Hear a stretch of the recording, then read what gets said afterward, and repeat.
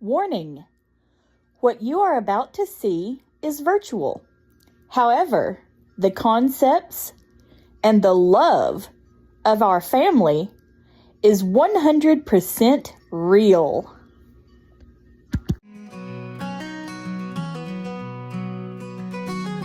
Our special kids gather around, big mugs of cider, joy abounds, fire chat and cookies, sweet little things. In this warmth our hearts find wings. 25 days, VLOGMAS time, filming moments winter's rhyme. Grandparents come, laughter floods, in this cozy home of love. Home for VLOGMAS, every day so bright. Memories we're making in the twinkling light. Family gathered close where love's never thin. In this simple magic, let the joy begin. Snowflakes fall, they dance and play. With tiny hands we shape the day. Stories shared by the firelight. In their smiles the world feels right. Crafts and songs and dreams unfold. Little treasures, tales retold. Smiling faces, eyes aglow. In this space our blessings flow. Home for VLOGMAS, every day so bright. Memories we're making in the twinkling light. Family gathered close where love's never thin. In this simple magic, let the joy begin. In this simple magic, let the joy begin.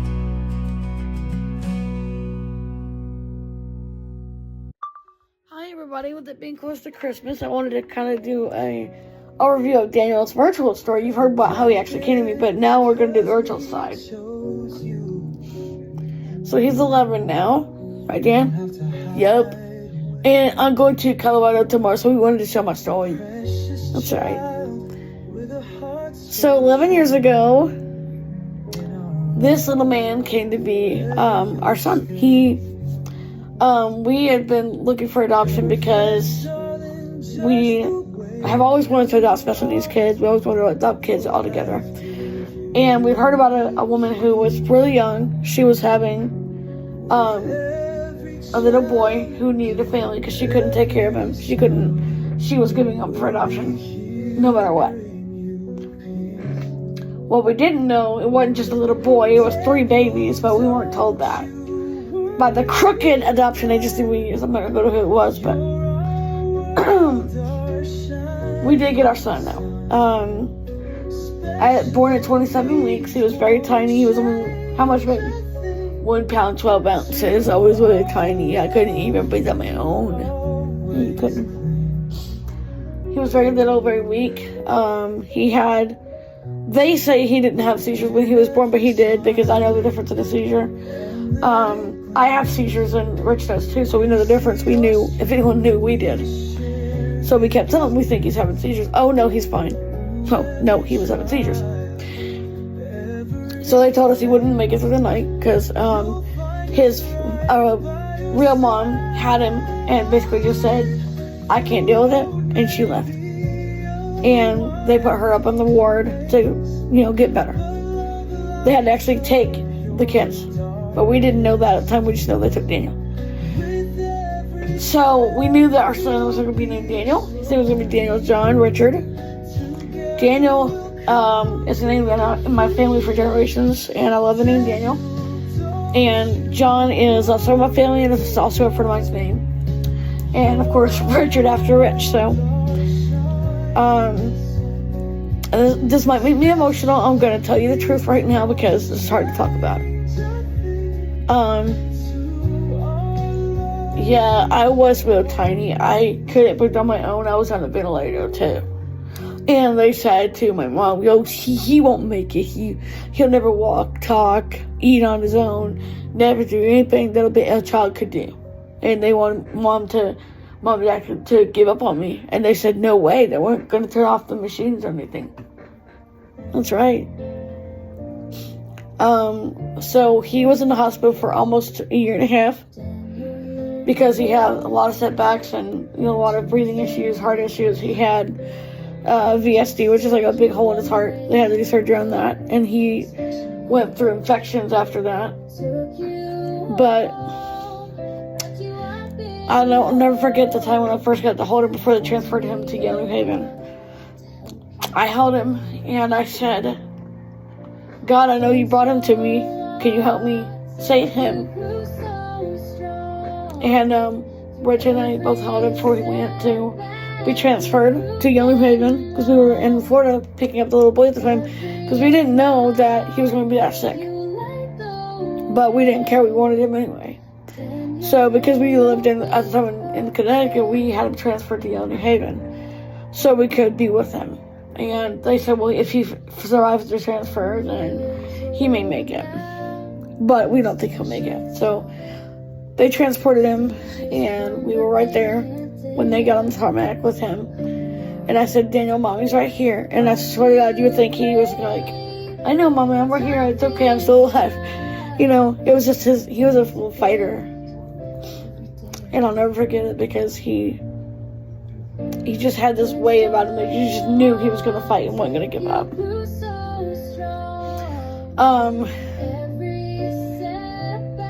They told us that he would probably be very delayed, that he probably wouldn't make it through his first year. Now, these songs you're going to hear in the background are songs that I wrote from Suno. Suno, thank you for making these really special for me. I wrote this for Suno. But anyway, that aside, we got there, we got in the room with our son, and the doctor just said, I'm just going to tell you flat out, I don't think he's going to make it. We can't do surgery on his heart until he's strong enough, which right now he's not. He had a brain bleed, he had all kinds of stuff wrong with him, but this kid never gave up, is you? Nope. That's why I have CP, because I had a brain bleed when I was a baby. So, because of that, I had CP and seizures. Yeah, you did. But you know what? You're special. You're too, Mom. Oh, baby. I'm just me, honey. But I'll never forget when... YouTube, now, red circle, married 15, speech off. Speech off. Chat phone. Speech on. Ah. Speech off. Anyway. So, we were sitting there in that white room, and the doctor said, we don't think that he's going to make it. We really think that he may die before heart surgery. We donated blood for him. I pumped, but I got breast milk for him, donated for him, because I wanted him to have the natural stuff, because at the time, I still am like this, but at the time I really wanted him to have the mother's milk. So we had it donated. A friend of ours had a child and was not breastfeeding anymore. She couldn't breastfeed him, so she actually fed Daniel for the first year of his life.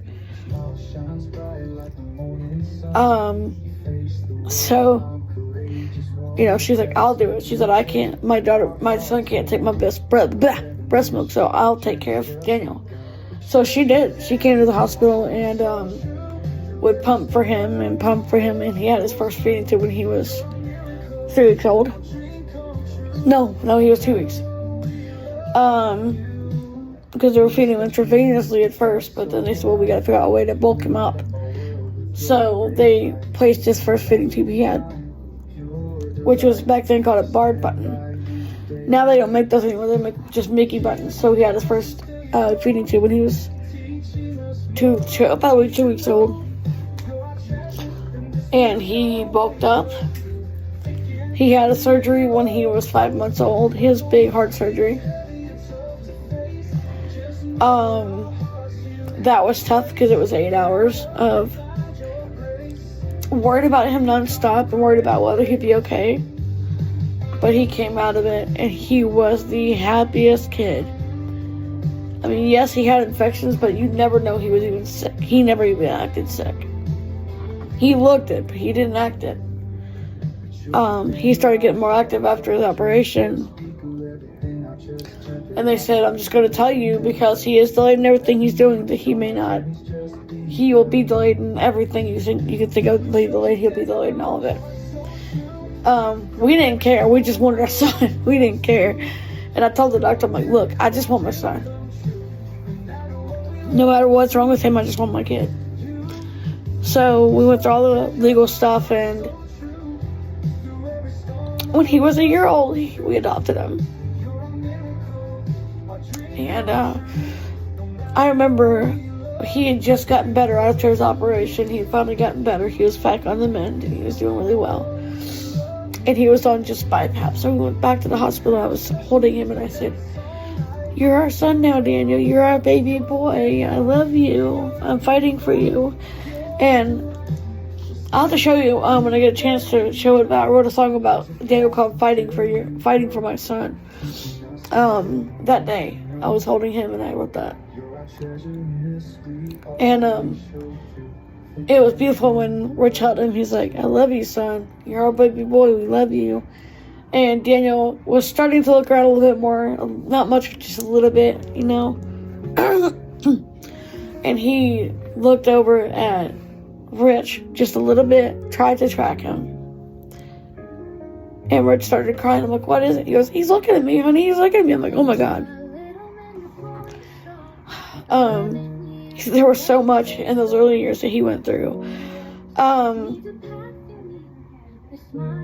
They told us that his legs are like, at the time they were kind of curled like this. I can't really show you, but they were kind of curled up. He couldn't really move his legs. When he was 2, he had to have surgery on his legs to straighten them out because they were curled up. And he couldn't move them at all. He couldn't even roll over on his own to crawl or anything.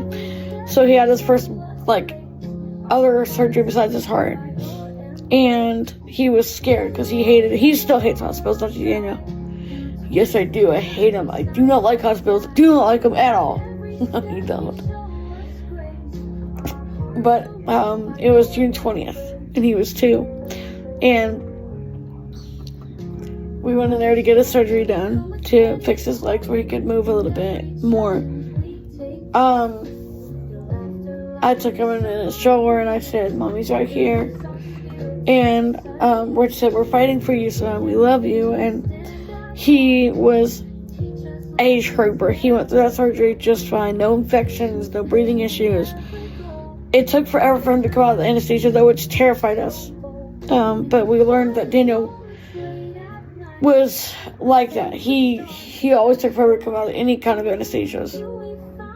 He did that when he had his VSD surgery, too.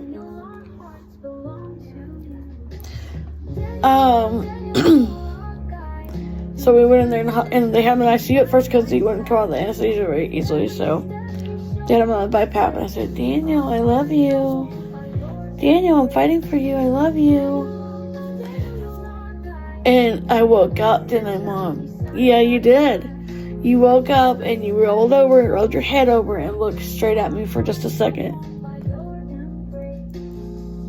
So we took him home. The healing began. We had casts on him. He was in casts for several weeks. Then when he was 3, he had just turned 3. They said, "Well, you need to have him evaluated and do early intervention because we do know he has special needs." So we went to a doctor in Chicago at the time. Rich was working up there for a short time, so we went up there. And they said, "Well, did you know your son has polymicrogyria?" I said, "No. No." And they said, "Well, it's a brain condition where the brain is deformed in some ways. His is mild compared to some, but it can cause severe seizures, delays, stuff like that." So it was bad. I mean, I cried because I cried for Daniel. It wasn't about me. I cried for Daniel because I wanted him to experience all he could and know how much we love him. And I'll never forget it. When they diagnosed him with, at first they were saying pachygyria, which I'm not sure what that is, but polymicrogyria is where the brain is just folds in part of the brain.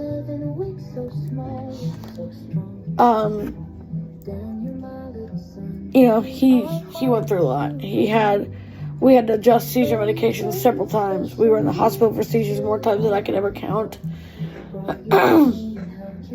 But when they finally diagnosed him with polymicrogyria, we were able to get some services to help him, like physical therapy and occupational therapy, equipment for the house, a wheelchair for him, which was so tiny.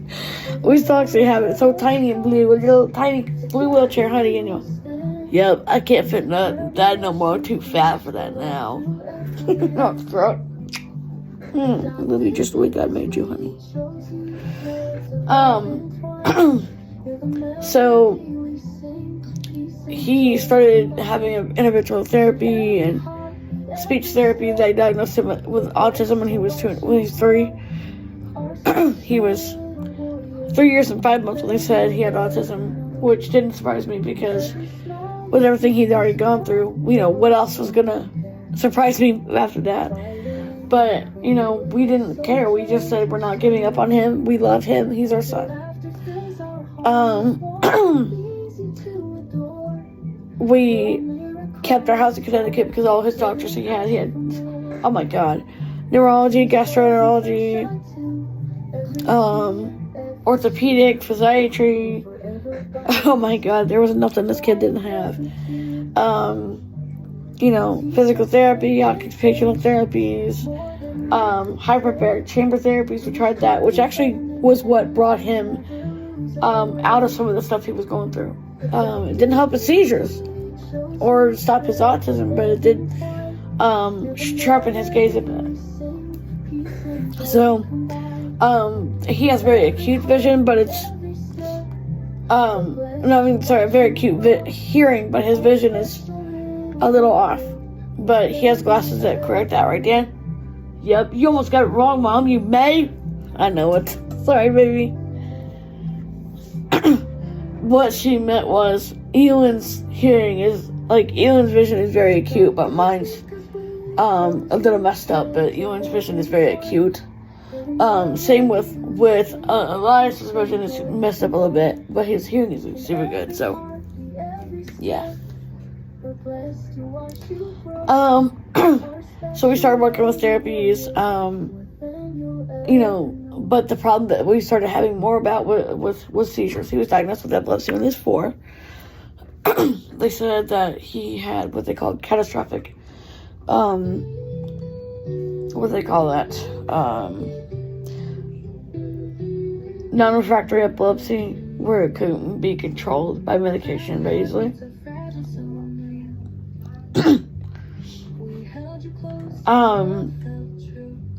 We really went through a lot of seizure stuff. He was on so many medications that he regressed some, and that was kind of scary. Also, when he was 3, he suffered a very serious bout of RSV.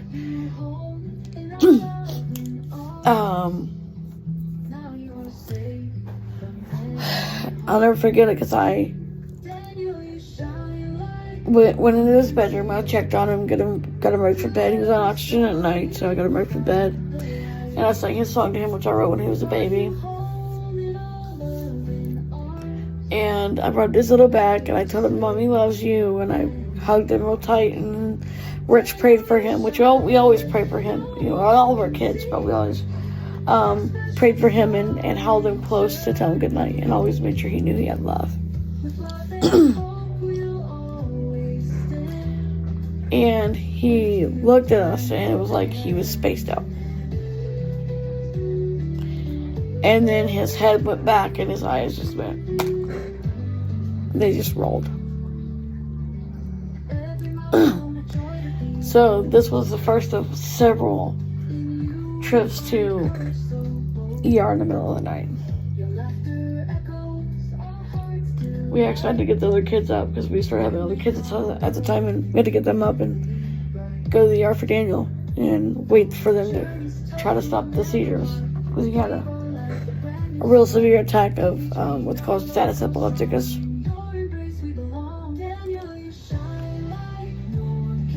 And they actually had to put him into what's called a medically induced coma and actually put him on a ventilator.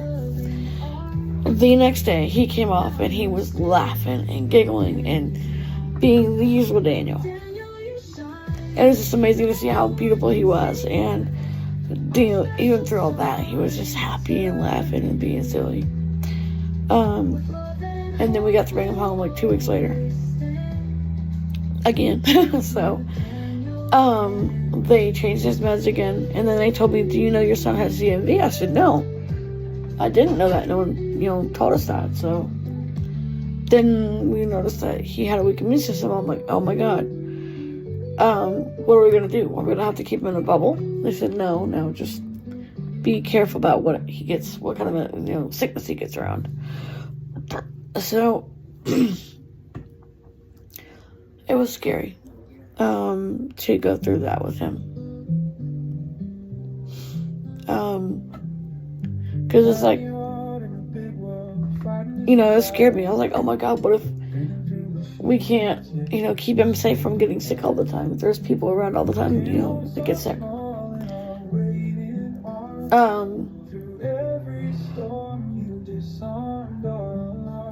So he went through a lot. He had sleep apnea. He still has that. It went away for a while, then he got it back when he was 10, because he's gained some weight, that, and also his tonsils.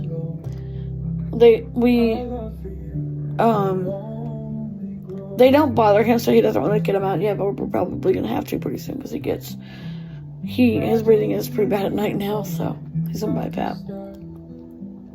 But, so then we started, really being concerned about, okay, if he got sick, oh no, seizures.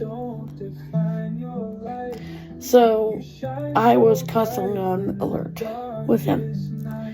When he got sick, it was like constant alert, constantly watching him, hovering over him.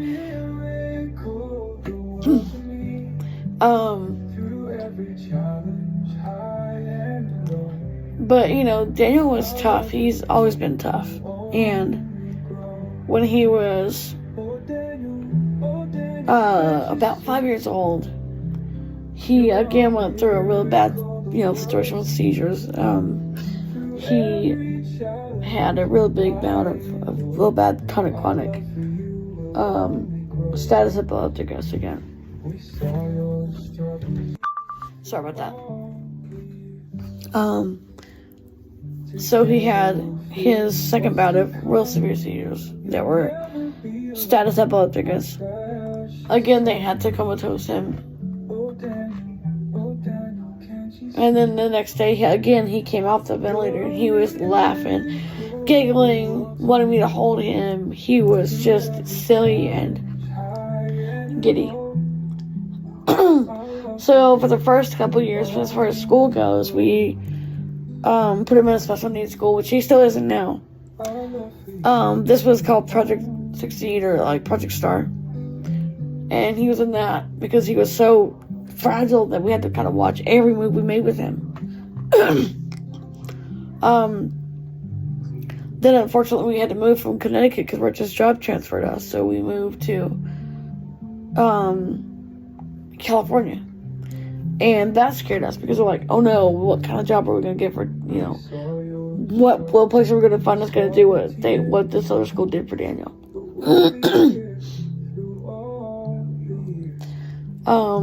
So at first we homeschooled him because we couldn't find a school that would actually work with his immune system issues and all that, and with his complexities. Then we found a school that did special needs, complex special needs, and he went there for the next couple of years.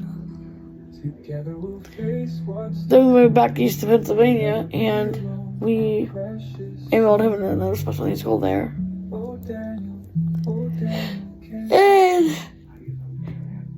And it went on from there, and it was always a struggle with his medications, his stuff like that. Well, for a while he didn't have to have a feeding tube, so they took it out and he was fine. Well, just a couple of years ago, then he had a real bad bout with the status epilepticus again, and lost a lot of weight because he couldn't eat. So they put it back in again for a while. And then last year, what happened, Daniel? They took it out because I was able to eat on my own again, full time.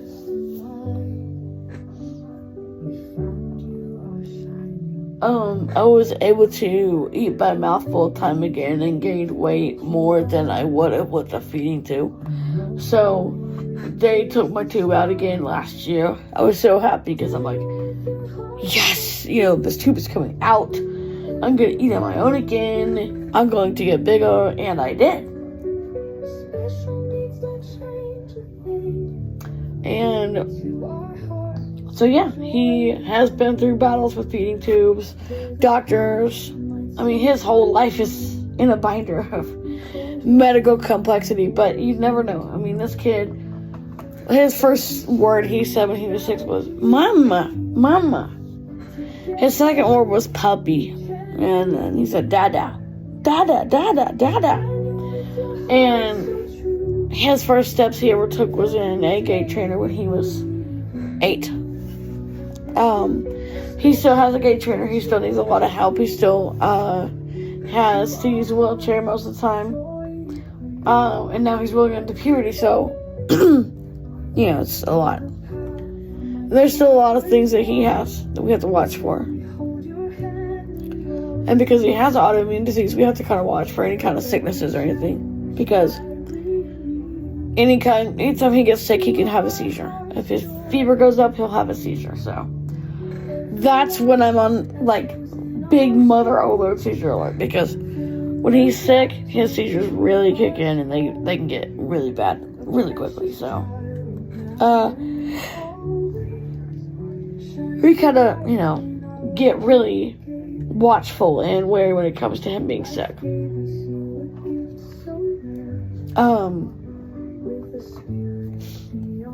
His seizures, his epilepsy journey has been really tough for him, but Daniel doesn't let nothing get him down. He keeps on trying. He keeps on doing everything he can to rise above any of it.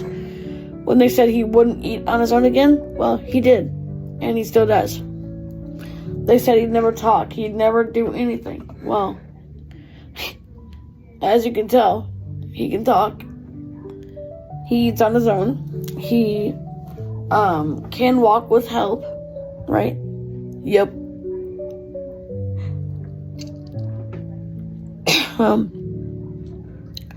He walks with help. He can stand on his own. That takes skill, therapies, all those things.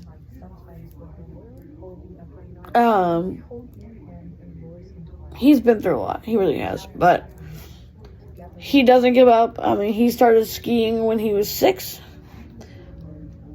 His first ski time was when we were at the Special Olympics. He wanted to go skiing. He wanted to try it. So we got this thing called a ski bra for him, and we hooked it to his wheelchair, put skis on his feet. He took off like a bat. We couldn't even catch him. All right, Dan? Yep. Still can. But now I have a different type of wheelchair so that I can put the equipment that I need on it for me to ski in. And I'm also a wrestler too. Yeah, they said he would never wrestle because of his seizures, that we have to watch him, that make sure he doesn't, never bumps his head. But with special needs wrestling, he doesn't hit his head. He's never once bumped his head. Well, I did one time, but I didn't tell you about it. You what? Yeah, it was last year. But if I told you, you would have had a bird, Mom. You would have freaked out bad. Oh no. Daniel, my sweet son, you came in like a storm. Doc said you wanted, but you fall into form. But yeah, I went through a lot of stuff, you guys. I had my tendons lengthened when I was 10 years old. And now they need to do my hamstrings, and because I have scoliosis now, I have to in January have a surgery to fix my scoliosis to help me walk and sit up. So because I sort of bend over like this when I'm sitting up, I bend over a lot unless I have a 5-point harness strapping me in, which in my new wheelchair I have that. And so in January I have to have what's called SDR surgery to correct a few things in my back to help me where I can maybe gain more independence. to actually get on my feet and actually start walking. That's right, honey. And you can do it, baby. I know I can. If my brother-in-law Keys can do it, I can. That's right. I love you too, Mom. We went through a whole lot with Daniel when he was a little kid. He went through more. I mean, him and Aylin both, especially. Elias went through stuff too. But him and Aylin especially went through medically.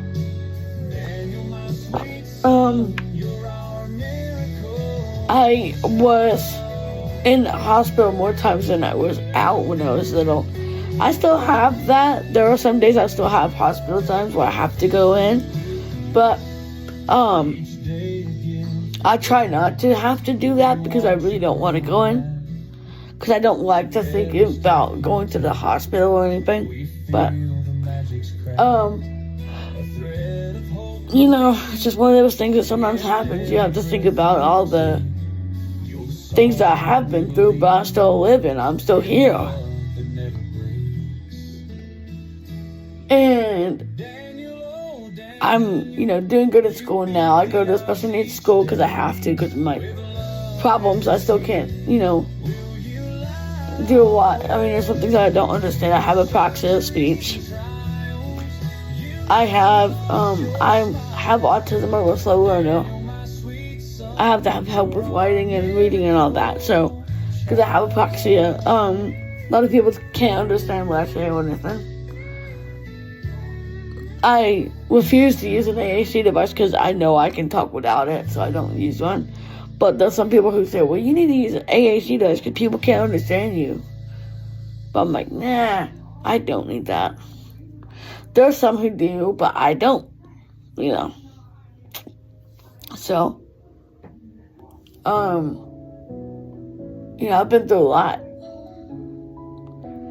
But I still keep trying and I still keep fighting. We've been through a lot. Me and Mom and Daddy. And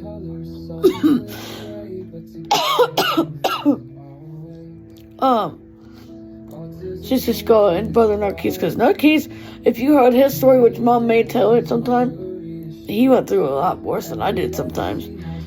Except for the fact that, unfortunately, he, thank God he wasn't as premature as I was, but he went through a lot. And Mom, you forgot something, you may. Oh, did I? My hip surgery. Oh, that's right. Well, Daniel did go through hip surgery last year. He had what's called a valgus osteotomy. A double valgus osteotomy. It was really painful for him, but he struggled through it and he did really well. He toughed it out and he got better quicker than most people usually do. Most people don't get better from that for at least a year. Daniel was better in 6 months. He was bouncing back and we went and got his pens out, and then a week later he was up in his chair. He was bouncing around. He was being typical Daniel. Daniel, doesn't play. When it comes to healing, he wants to heal. He wants to get better so he can play.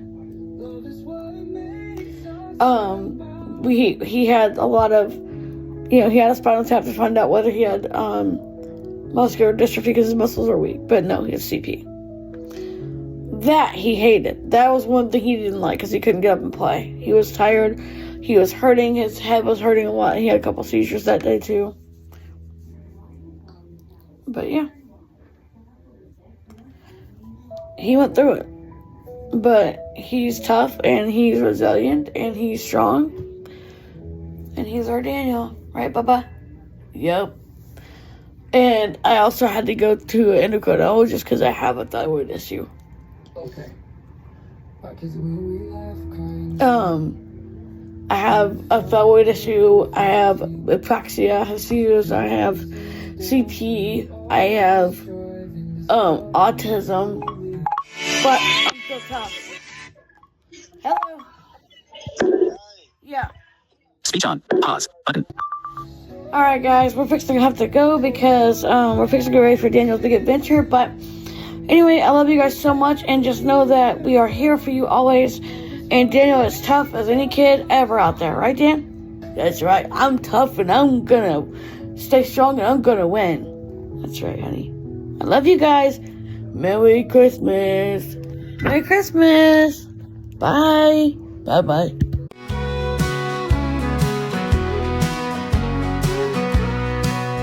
It's dark now, it's roosting time. Rich leads us in a prayer. Scarlet and Narky sing their tune under the evening air. Dagon strums his old guitar, a melody so pure. Casey and Tavish weave their tales of times that still endure. Alonzo and Christy with pages worn read words that guide us right. In this small town, between dusk and dawn, we find peace in the night. The fire flickers, shadows dance on the barn's weathered walls. We gather close, take time to glance at the stars above us all.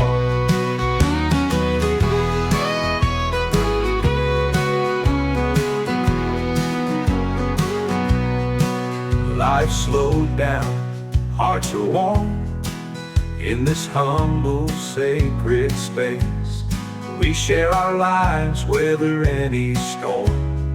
This is our saving grace. Alonzo and Christy with pages worn read words that guide us right. In this small town, between dusk and dawn, we find peace in the night.